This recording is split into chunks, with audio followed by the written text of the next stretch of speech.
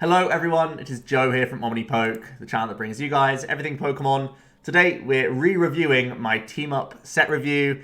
We're going to be going over all the cards, see how they performed, were they as expected from me, why were they different if they were, and we also get to see how the community rated cards and how close they are, whilst at the same time having that foresight now for Unbroken Bonds and potentially how some of these cards will be changing. So this is beneficial for a few reasons. We can see why I was wrong on certain situations to help me improve my Unbroken Bonds set review. We can see why the community was wrong at certain situations and how close I got to the truth.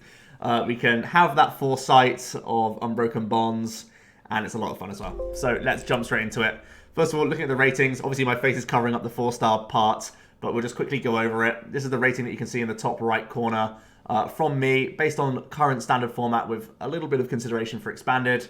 1 star is if they're interesting, but not likely to see play ever. 2 star if it has some obvious potential for experimentation, but no real obvious place to put him in. That's what pushes a card to a 3 star. If there's a new deck being built, even if it's below top tier, it'll be in the 3 star category. Or if it's like a potential include in the current deck, but not guaranteed, it's more around that 3 star category.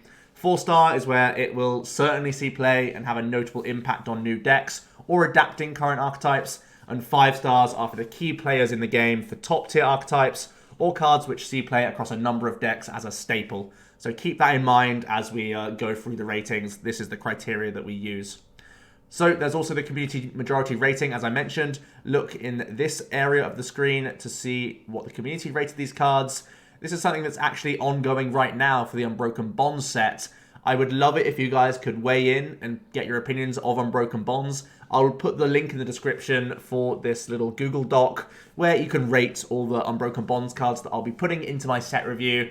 So you can get your own opinions ready for Unbroken Bonds, get you thinking about the new set, whilst at the same time you're helping out the channel, which would be a great deal. So I'd love to get up to 100 responses this time for Unbroken Bonds. That would really help out the channel and just getting more data for the community majority ratings to make the set review just that much better. So please do weigh in on that. For now, we'll be looking at the current CMR reviews from Team Up. Let's jump straight into the trainer cards. Starting off with the 4 like Battle Sisters, I think they were called. The community and myself rated all of these 1 star, and they definitely were all 1 star cards.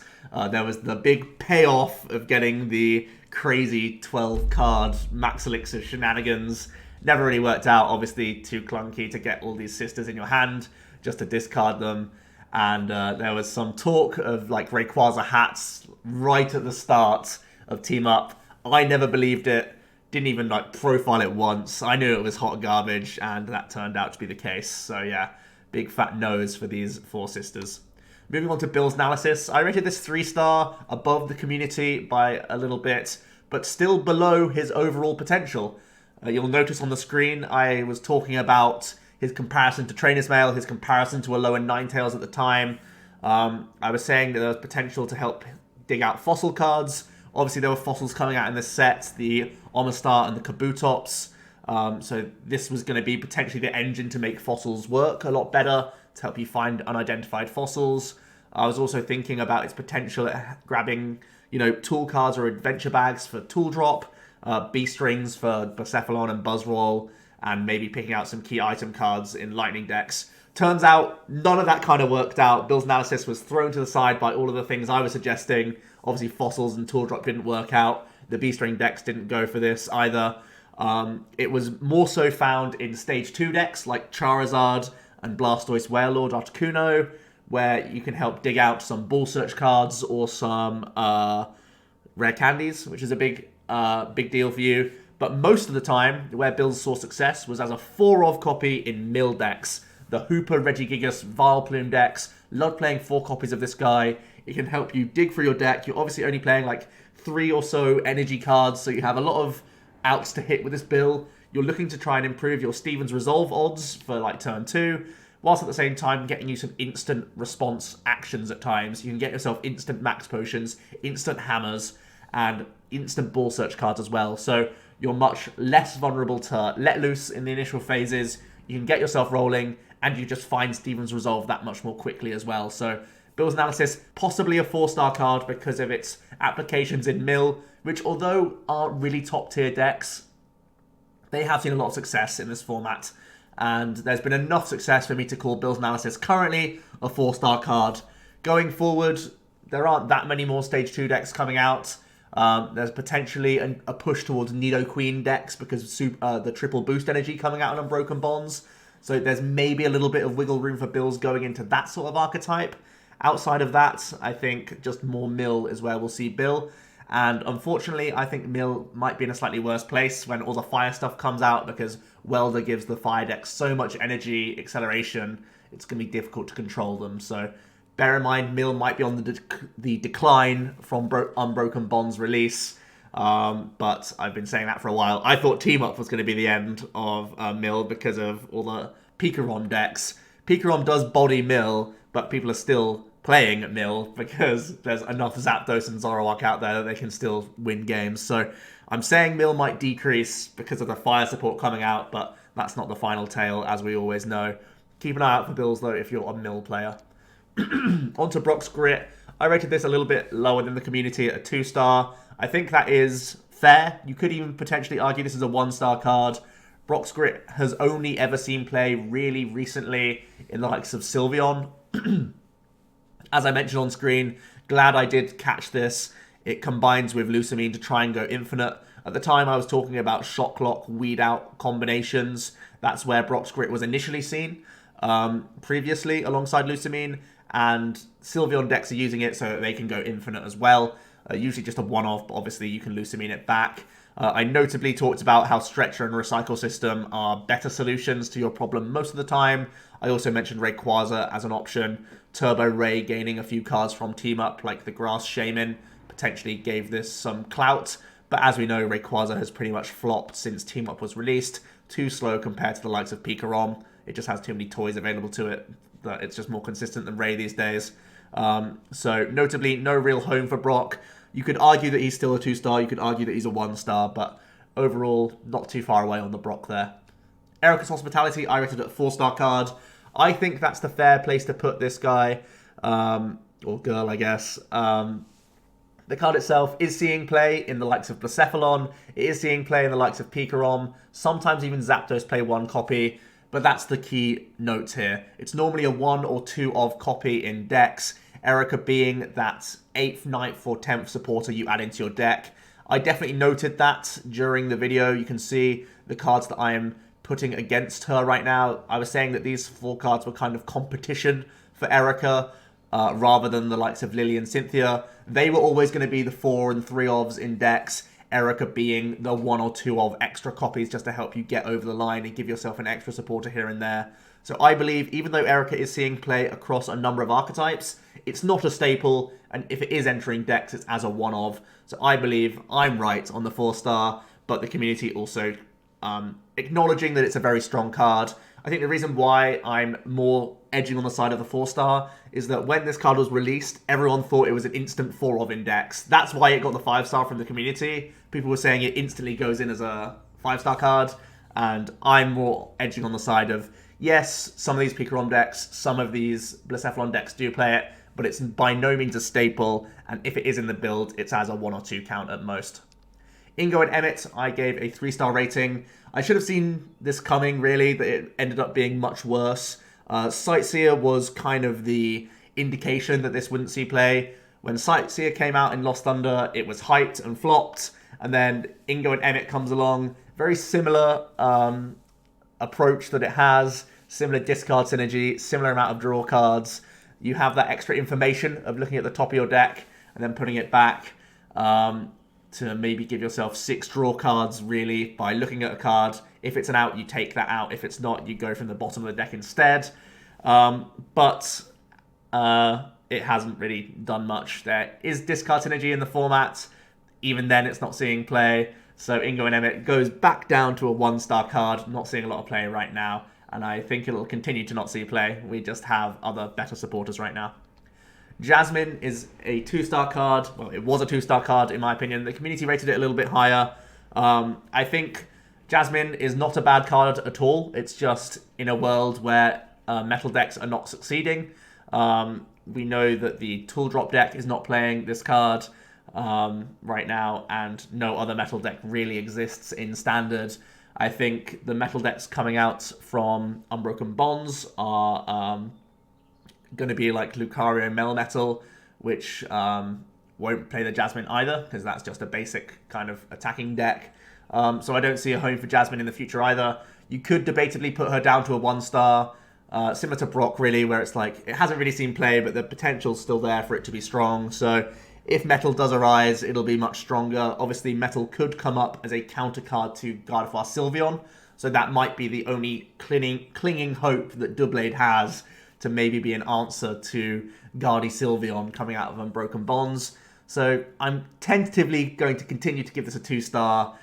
Even then, Doublade isn't guaranteed to play Lele, and when you don't play Lele, Jasmine's not all that strong. So you could also argue this is a 1-star card just because it's not seeing play at all right now. Nanu, I rated 3-star. The community went a little bit lower, and the community was right on this one. I thought, after seeing a lot of Japanese lists, adding in Nanu as a staple in Zoroark, I thought it was going to be the bee's knees. Zoroark right now has adapted just towards the fighting side a lot more. Nanu was used so you could get a Muck out of nowhere, and it could help you recycle a Weavile. Obviously, Zoroark Vile is still a deck, but even then, Nanu isn't seeing much play.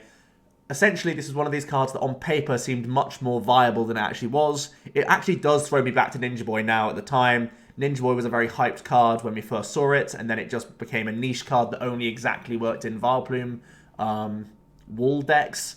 And then Nanu is this card that has so much flexibility, so much potential of moving Lele's off your board to give yourself extra trades, getting back Muck when a Zapdos player Grinches it down or Grinches down your Grimer. So much potential here to be very, very strong, and it just hasn't worked out in decks. Either people have just decided that it's a 1 in a 5 game card where you get use out of it, and that's not viable enough to be worth putting in your deck, or they just haven't experimented it with enough, and the fact that we've pushed towards a thicker Zoroark or a Zoroark Lucario rather than Zoroark Weavile kind of makes Nanu a bit less viable. So I think it's fair to put this guy down to a 2-star. I would be still hesitant to put him down as a 1 because there will still be a handful of Zoroark decks thinking about adding him into decks. And notably, we have seen people go for thicker 2-2 lines of Muck in builds as well. That kind of covers the same basis of Nanu. So the theory around Nanu is still around, and the validity of Muck is definitely true. So the amount of Muck may force Nanu to see play in the future. But right now, he's not making the space in Zoroark, so potentially a 1 or 2-star card at most here. It was interesting that at the start of Team Up coming out, I had Nanu in every one of my Zoro builds, and then after like 2 weeks, I cut Nanu from every one of them and was telling everyone else to cut Nanus as well. I remember for the internationals, there were still people playing Nanu. I was just saying, don't do it, man. It's not a consistent enough card, and that's how it's ended up, really. Sabrina's suggestion, obvious 1-star. I don't know why the community gave it a 0.5 or whatever. It's absolutely terrible. Dangerous Drill was one of these cards that I was very, very hyped for. Similar to Nanu, I thought because Nanu was a driving force in Dark, I thought Dangerous Drill would force Zoroark to be a Zoro Weavile thick Muck. That's where I initially envisaged Zoroark going towards. I didn't appreciate how much it needed to have fighting support to beat the Pikaroms. So Dangerous Drill was in here with the thought process that Zoro Weavile Muck was going to be strong enough, thanks to Dangerous Drill getting rid of energies from Zoro Mirrors when they are playing that Lucario, and that Lycanroc at the time. The fact is, the full-on Dark Zoroark deck didn't work out, therefore Dangerous Drill did not work out. E-Hammer's actually been cut from most of the Zoroarks right now. E-Hammer was, pre-team up, like, staple in Zoro as like a 1, sometimes 2 count for Mirror. And now the Mirror's got too fast because there's 1 energy attachment attackers like the Lucario instead. And even the Twilight Eyes Lycanroc can be 1 attachment attackers. So removing energy is far less helpful. And that's why Dangerous Drill really has flopped recently. Notably, there is potential for Zoroark Honchkrow to become an archetype where Dangerous Drill could be a consideration card. But right now, from a 4-star where I had so much hope for it, its versatility of being a Field Blower space plus an E-Hammer space made me think it was going to be really awesome. But the fact is, Zoroark players have cut both of those 2 cards from the list, and they're playing a lot less dark than I was thinking, so it's pushed down to a 1-star. So it's really weird to see Zoroark decks playing neither Hammer or Field Blower when they've both previously been a 1 or 2 count in both situations, which is pretty nutty overall. But yeah, Dangerous Drill has seriously flopped from my expectations. I overestimated this card greatly. We move on to Electro Charger. It is a 2-star. Well, I rated it a 2-star. Obvious notable synergy with the likes of Zapdos and Coco. I like that on this slide I didn't show off Pikarom or anything like that. I was expecting it to be in non-GX builds just to help push damage overall where you're relatively weak. And I think Electro Charger has seen play in exactly like pure Coco Zapdos. That's like the only place it's ever seen Fringe play. And even then, it's weak. I would still give this a 2 or 1-star because it is just overall a very weak card. Community were a little bit more hyped on it, but the fact that it's so slow and it's coin flip based is just bad news. So overall, if you want to try the Quad Coco Electro Power deck, be my guest. That deck's never really seen much tournament success other than just like ladder fun times. So right now, Electro Charger is just a one-off 1-star for me. Judge's Whistle, I rated it a 4-star. Community was also very hyped on this card. You get to draw a card, or you just put a Judge from discard to hand. Obviously, we were looking at Smooth Over Synergy. We were looking at just Versus Seeker, just for Judge, our only Disruption supporter at the time. And we were looking at just having a 56-card deck instead of a 60-card deck for turbo-based builds. Turbo Pikarom initially did play a number of copies of this card. Turbo Pikarom has since petered out and done nothing. Judge's Whistle is a 4-of in Celosaur, but that's also more on the rogue side of things. Not really ended up being a top-tier archetype. Unlike, I thought Zoroark might add in a couple Judge's Whistle, just so it could have more instant access for hand disruption, seeing as though we have previously, well, a long time ago now, but we did see a 4-Judge build of Zoroark at one point in the game, and I was thinking Judge's Whistle could effectively give us that combination, but as mentioned, Zoroark doesn't really have the space to commit to that now that it has to play so much fighting stuff. All of its spaces have been sucked up by other things. So, Judge's Whistle, I think it's more fair to put this down to a 3-star. I think it's still a very, very powerful card. It's just there aren't many homes for this card right now. I think because it's in Celosaur, a low-tier archetype as a staple, we can call it a 3-star quite happily. But yeah, that really has underperformed from my expectations, mainly because Pikarom is no longer going turbo. I think if Pikarom was still turbo and Zapdos was less prevalent, Judge's Whistle would stay at 4-star, but at the moment it's just not. So I think 3-star is the place to put Judge's Whistle these days.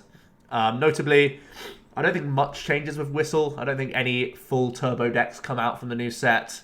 There's other engines coming out like Green Search and there's even like Salazzle and stuff for draw power for other decks. So I don't see Judge's Whistle seeing particularly more play as we move into Unbroken Bonds. So I imagine it'll stay relatively where it is. Pokecom, obvious 5-star. We all knew this would happen. I was saying that it has a notable synergy with improving your lilies, which is why people have moved towards lily builds partly. There was synergy for getting Lele outs more consistently to help you get Elm, or just have that synergy overall. It was potentially replacing Ninetales, which is something that I was mentioning, or being an introduction into more Stage 2 decks to make them more consistent alongside Ninetales.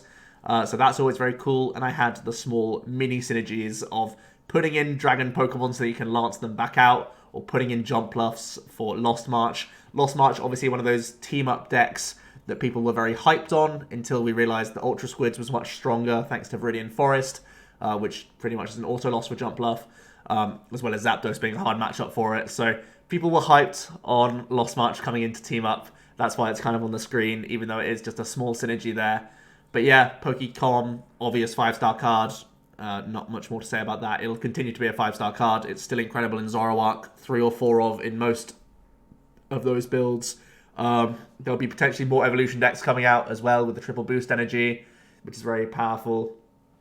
And yeah, Pokecom's not going anywhere. Definite 5-star card. We move on to Fairy Charm Ultra Beast. Obvious synergies here with the Sylveon more than anything. I did say Gardevoir, and Essentially, I gave this a 1-star thinking that Gardevoir and Sylveon were both dying archetypes. Sylveon has ended up making a few placements. It did play Ultra Beast Fairy Charm, so you could arguably give this a 2-star. I think that's... I don't want to give it much higher than 2-star, but Sylveon has been playing a 1-of in that deck. Sylveon's still very, like, under the radar right now, so I'm happy enough to give this a 2-star. Community were quite hype on the card, but Gardevoir flopped, and Sylveon has seen niche play, and basically they're just trying to dodge Pikarom, which is one of the 2 best decks in format. So I'm still not super sold on the card, but there are better Fairy Charms coming out in Unbroken Bonds, so keep an eye out for the Fairy stuff. They do improve with better Fairy Charms. Grass and Water Memory, 1-star cards. Silvally still doing nothing, but this is a nice target for Triple Boost Energy. So potentially it's finally time for Silvally to do something in this game other than have the one-hit wonder of coming second at the EUIC. These memory cards have been lying in wait this whole time for Triple Boost. Maybe that's the hero Silvally needs. Right now, these cards have done nothing. Metal Goggles, I rated it a 1-star. It pretty much has turned out to be a 1-star card. No Metal deck is working. Doublade is not working. And yeah, it just isn't doing much. If we are going to be playing any Metal decks, I think they're tanking Metal decks like Lucario Melmetal. They'll need to have Frying Pans to help them out against the fire stuff that's inevitably going to be everywhere. So Metal Goggles, a correct 1-star from me. Muscle Pad, I rated 2-star. Community rated 4-star, which is very, very high for this card. One thing that I didn't note from Muscle Pad was that it exactly says 4 retreats. So the Absol prevalence in the format to try and deal with Jirachi catches this Muscle Pad in the crossfire, which actually makes the card very, very weak. I was comparing Muscle Pad to Choice Helmet and Bodybuilding Dumbbells. It turns out my latest Celosaur build does play Choice Helmet over Muscle Pad, just because of the amount of Absol in the format. So I think I'm pretty much bang on the money here. Muscle Pad, a 2-star card currently.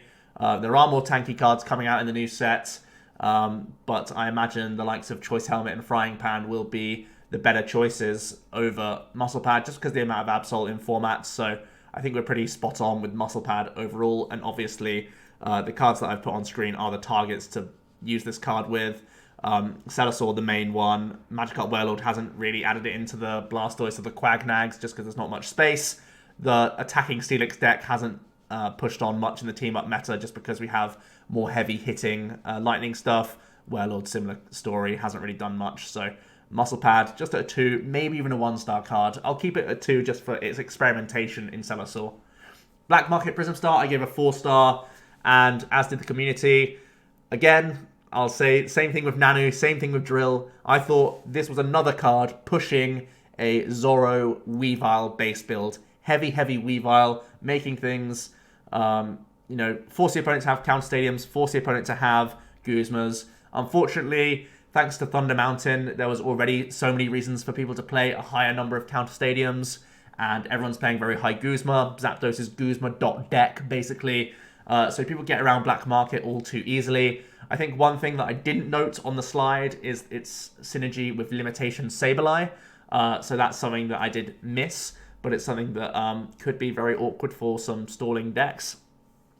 I think this is probably pushed all the way down to like a 2-star. There were some early Zoroark builds playing it. Right now I've cut it. Again, most of the Zoro builds are playing like basic fightings now, so there's no dark energies in sight, even in the Zoroark decks. So Black Market definitely being pushed down low. However, Honchkrow might be a way that we see this card revive itself.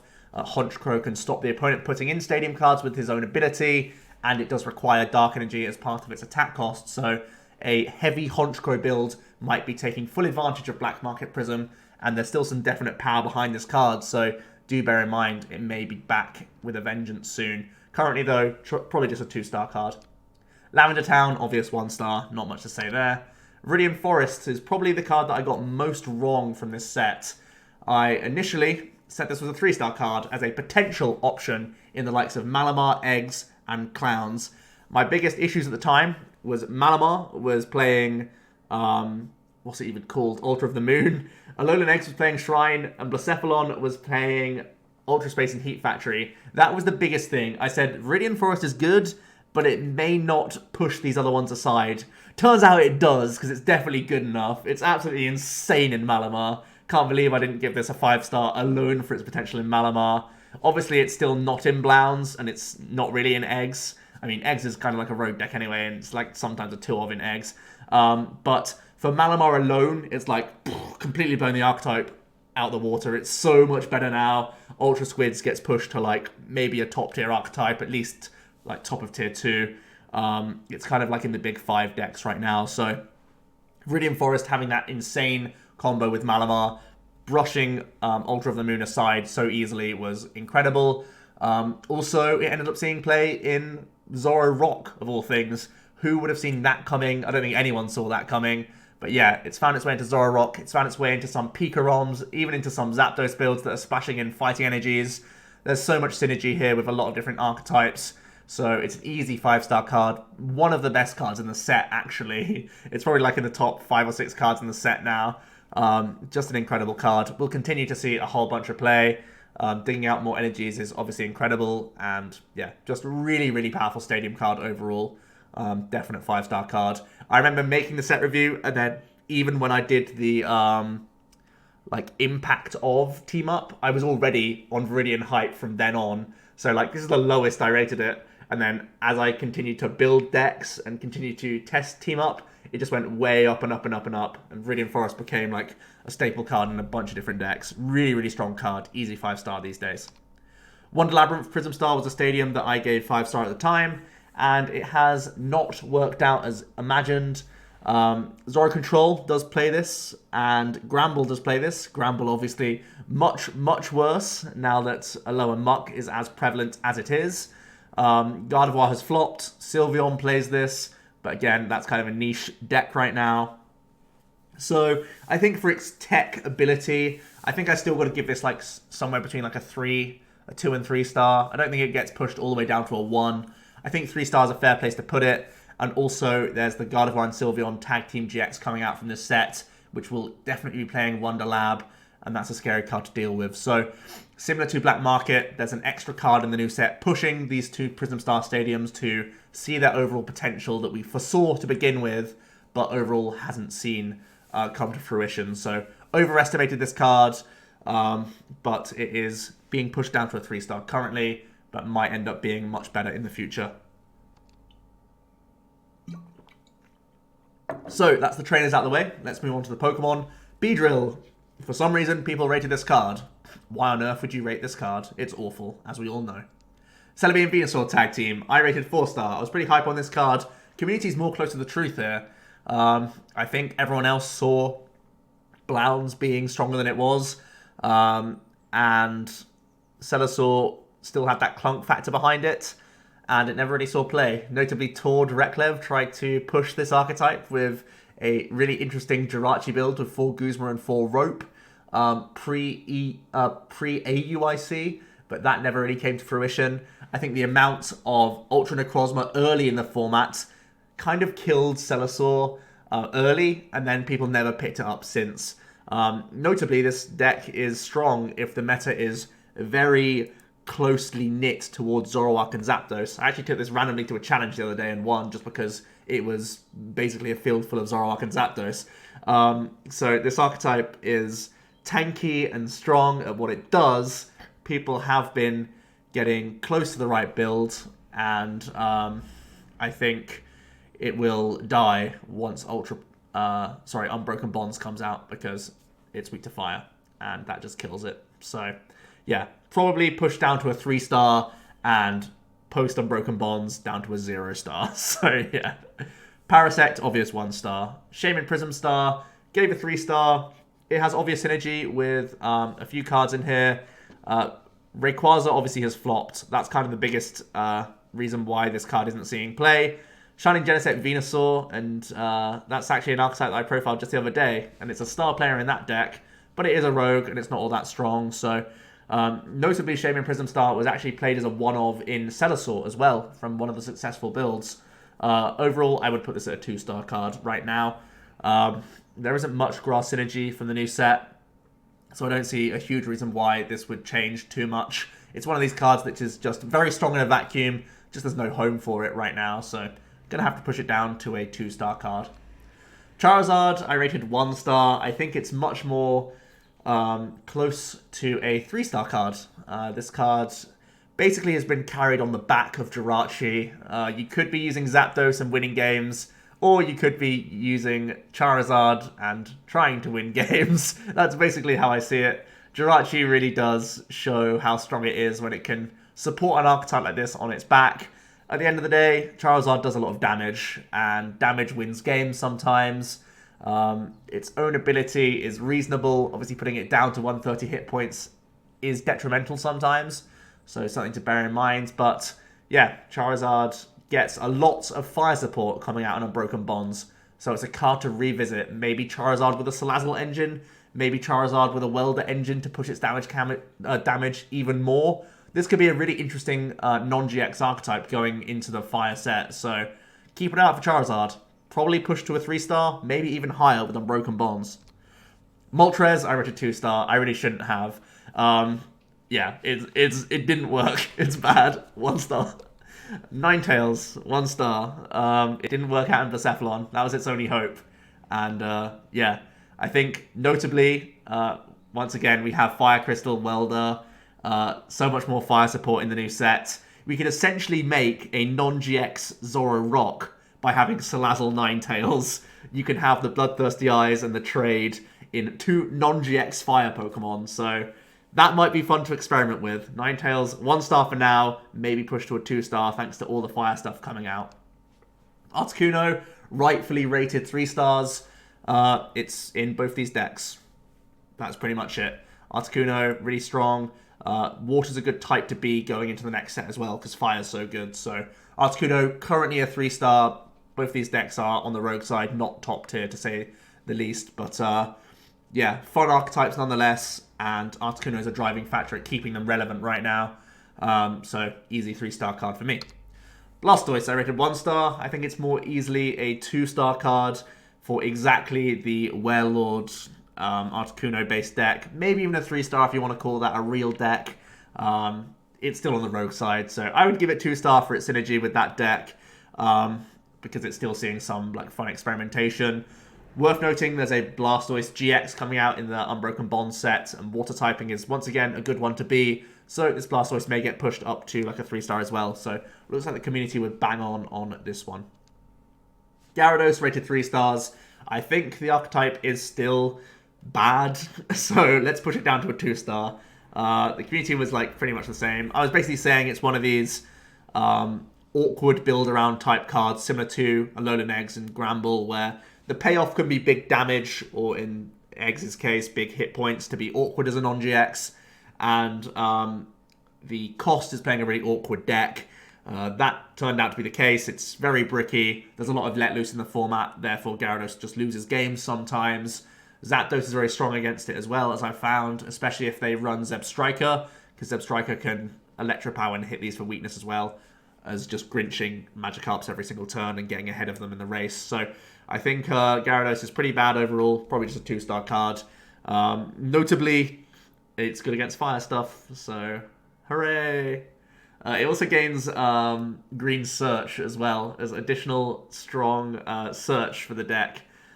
You will have to change your Magikarps to non-ability Magikarps, but it could give you great search ability for some stuff. Good to note.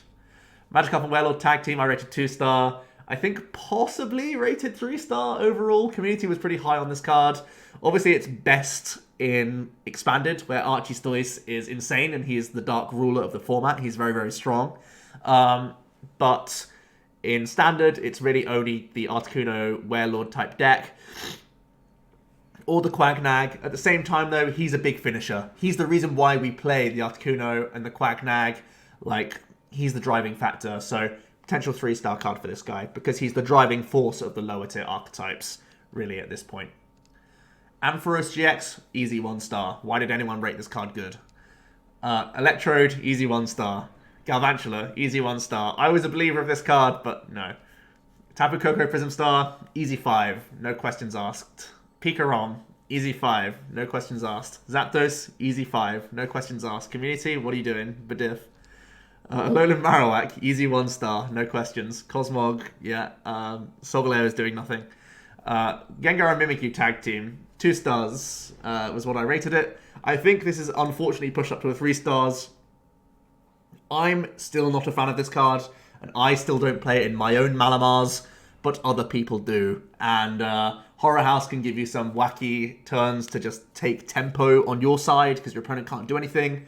Poltergeist is not guaranteed, but it's oftentimes good enough damage to close games. And when you're not against dark stuff, he is tanky. So he does provide something to these Malamar decks. It's seeing enough success in enough Ultra Malamars where I have to concede the fact that it is a techable option, so we have to give it a 3-star.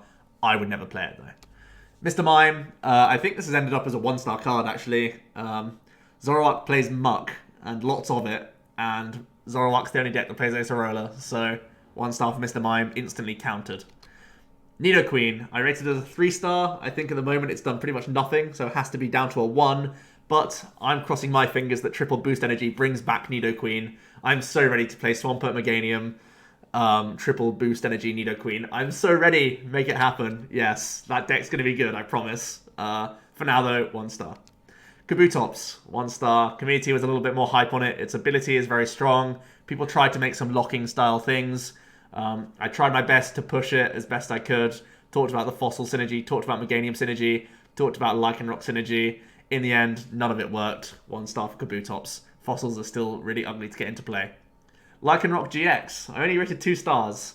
I mainly saw this in Zoro Control, and that is where we initially did see him. At the AUIC, it was in the seniors winning Zoro Control list, and now we're seeing it pushed into regular Zoroark as a one-of.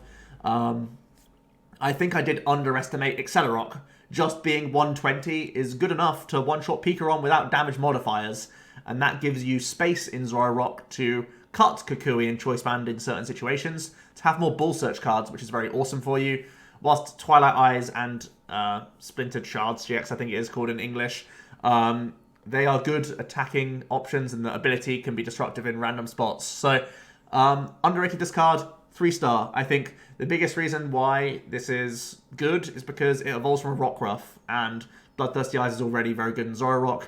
This is a sometimes in Zoroark. If you don't want to play the Weavile, if you don't want to play the Lucario, this is an option. So 3-star for the Lycanroc GX. Omastar, 1-star. People were scared about this card. There was a huge blow-up in Hey Fonte and Verbank when this card was first announced. People were very worried about item lock, but fossils suck. 1-star. Absol, obvious 3-star, easy tech option in a lot of decks. Many Zapdos players use it, many Pikaroms use it. It even saw play in early Zoroark renditions alongside Muck. Now more people have gone to a thicker Muck line and added in the Grimer. But this easily saw a lot of play. It's still a great tech card against Zapdos, still a great tech card against Malamar. Easy 3-star. Yeah, very clear-cut, nice tech card. Potential add to decks. Notably, I had it in here talking about its uses with Mill, trying to shut off or just simply allow you to trap more things with Guzmas. I was thinking there would be potential for Absol to be in builds just to do extra trapping. Even like a Lele can get stuck in the active. But it's an easy prize for people, and that's just not something Mill wants to play. So didn't work out there, but this is where it was all about. Just this right here, this picture says 1,000 words. It's pretty obvious that that's what we're trying to stop, and Absol does that very, very nicely. Alolan Grimer, I talked about this card simply as an attacking presence because of Chemical Breath being a DC attacker. And in that respect, it was a 1-star, but as being the best Grimer to evolve into, it gets a thumbs up from me. So give it a 3-star if you want to. It's in every Zoroark deck now. It's probably the best Grimer to play, so yeah. This Alolan Muck, I gave 2-star. Community were a bit more hyped on it, but I saw the clunky factor, and that's exactly what's happened. It's not really seeing much play, other than accelerating a Trash Launch sort of combo. Buzzgarb has pretty much died out because of Zapdos just being faster than it, so there's no real place for Alolan Muck right now. Potentially down to a 1-star in Standard if you really want to. But the fact is, it evolves from an Alolan Grimer, so it's still a potential one-of in Power of Alchemy based muck decks. So let's give it the benefit of the doubt and keep it at 2 stars. Hooper GX, easy 1 star. Not even good in Expanded, because Expanded Pikarom is way, way better than this. That's one thing I forgot. I talked about this card, saying like, oh man, look how many toys this has in Expanded, forgetting that Pikarom gets Elixir, and that's just like, easily the best aggro deck out there right now, outside of Archie's toys. Those are the aggro decks. Then there's like Zoro, Garb, there's like Hitmonchan, there's all that other stuff, there's Trev. So play Pikarom if you want to be the aggressive archetype, not this Hooper. Incineroar, 1 star. Why did anyone believe in this card? It's awful. Thank you very much. Yveltal, 1 star. Yes. Zoroark, 1 star. Yes. Bishop, I gave 2 star, as did the community. Ended up doing nothing. Again, we saw the synergy with Garb. Garb ended up flopping because it's too slow in comparison to the likes of Zapdos. It's as simple as that, really. A lot of these non-GX decks, you'll notice a pattern. I was giving them constant 3 stars. The likes of the Gyarados, the Nidoqueen. You'll see the Tool Drop, Doublade. It's been on a bunch of slides already. I think I give that a 2 star or a 3 star. Bishop, I gave a 2 star generously, thinking that these other Stage 1 decks would have a place, but the amount of Zapdos being in the format has just said every other non-GX deck is too slow compared to me now, so unlucky Stage 1 decks. Essentially, that's where Bishop lies. One thing to bear in mind, though, Sylveon Gardevoir GX tag team. Good counter to this card, so yeah, Bishop might be a nice little Ditto Slayer to deal with some Guardy Sylveons. Keep an eye out for that Bishop. Bronzor, yeah, it's fine for Expanded. Cobalion, 1 star, obvious. Doublade, as just mentioned, I gave it a 3 star. I think we have to give it a 2 star overall right now. The speed of Zapdos just says no to this deck, basically. It's a little bit inconsistent with just DCEs. People have tried to play counter energies. People have tried to play counter gain plus basic energies. There was synergy with Mount Coronet to recycle your metals. There was synergy with lightning energy just so that you could use Dance of the Ancients. Overall, though, it's been a little bit inconsistent. Doublade does gain that good matchup of Gardevoir Sylveon, and at the same time it gained triple boost energy, which saves a huge headache for you. Now you have effectively 8 DCEs for you, and means you don't have to play those terrible trainer cards and kit out your deck with bad energy cards. So that part of the deck is solved. You're much more consistent with energy attachments now with Doublade, which is amazing. Now it's just trying to figure out that consistent tool attachments the entire game. But you do at the very least have good typing against Gardevoir Sylveon, which I'm thinking is going to be a very good deck. So Doublade currently 2 star, probably pushed upwards in the new set. Obviously you are weak to fire, but who cares, because they one-shot a 90 hit point Pokemon anyway, and you're a non-GX. Jirachi, obvious 5 star, one of the best cards of the set, lived up to all the expectation and hype. Bananas card, really, really insane. Alolan Eggs, I gave 2 star. I think it's actually fair to give this a 3 star, same as the community. The dragon part of the deck has really taken off recently. Usually just going to 1 grass, so that you have type coverage on Lycanrocs. Then you play 3 copies of this guy because you can have Treasure Synergy, which works really well for getting turn 1 Lele or Let Loose to help your consistency part of the deck. Also, notably, you can play Altaria for damage modifying, as well as Devadfid if you really want to. Lance package never really has worked out at all just yet. This guy wasn't even able to push him. Viridian Forest is a very good card for this deck as well. But Alolan Eggs is seeing all sorts of experimentation. One really cool, interesting note that we've seen in the UK is there's been a lot more Treasure plus Shedinja combination. Attaching Shedinjas to your big Alolan Eggs so that your opponent really has to work for their knockout. And even when they do, they don't pick a prize card. Shedinja basically trying to help you win out Zapdos because they'll probably overtake you in the race, but the combination of high hit points and Shedinjas means that they won't close out the game, and you'll just be constantly tropical shaking for one-shots to get over the line. So, Alolan Eggs, 3 star. It's a good rogue right now. Other Alolan Egg, easy 1 star. There is expanded synergy though. People are trying it out. Just avoid the Xurkitree GXs out there. Good luck. Dragonite, 1 star. I wanted to believe. Its ability is awesome. Lance is there. But Lance still sucks. Whoops. Latias, easy 1 star. Absolutely terrible. Alolan Ninetales, 2 stars. This saw play in the Ninetales Vileplume deck that Ross Cortham took to a good finish in America. And it was an attacking presence in that deck. So for that regard, it was better than the Water Ninetales. So a generous 2 star for exactly that deck. It was an anti-meta deck, but I think it's worth noting. And fairies get better from the new set. So I think generous 2 star. Community correct on this one. Mimikyu. I gave 2-star. Hasn't seen any play. 1-star. It's really bad. Gardevoir failed, so this card failed. Aerodactyl. I gave 3-star. I think it's more fair to give this a 1 or 2-star. Fossil Mechanic is awkward. Energy attachments are awkward. Notably, we get triple boost. Happy days for Aerodactyl. Maybe this gets stronger in the new set, but right now, probably just a 2-star card for experimentation. Its damage is good. The rest of it's bad. Eevee and Snorlax Tag Team. I gave a whopping 4 stars. I was actually surprised when I was looking back at these slides. And when I rewatched my own video, I gave it the 4-star just for its versatility. I said, it's all colourless. There'll be a home for this guy, and he'll be good somewhere. That never happened. Gardevoir flopped. Vikavolt went out of existence.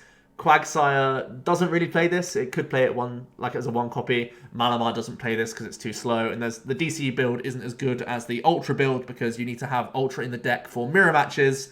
Otherwise, you just instantly lose to Sky Scorching Light if they're able to do Tina stuff and Tapu Koko spread as well. So Eevee Snorlax, for all the homes he could have had, there's none for him.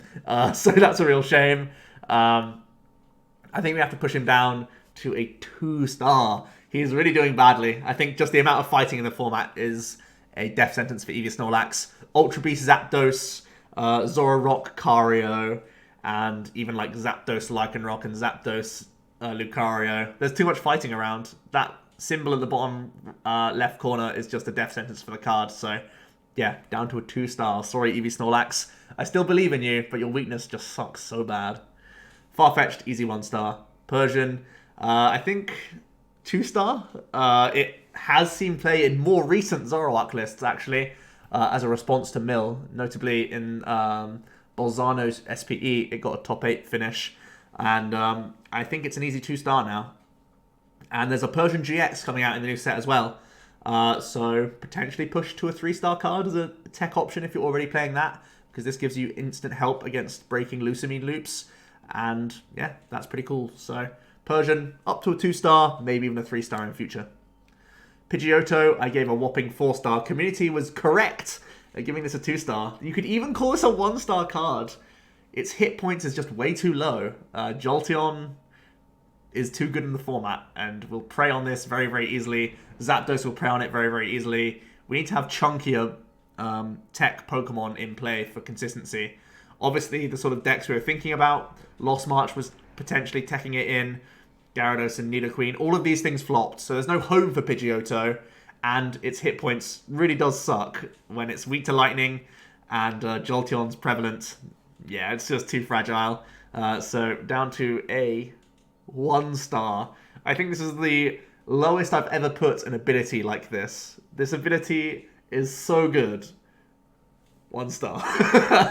Tauros will round out the set review with an obvious 1-star as well. So yeah, that's going to be it. The 5-star cards that I rated are all correct, except for this one.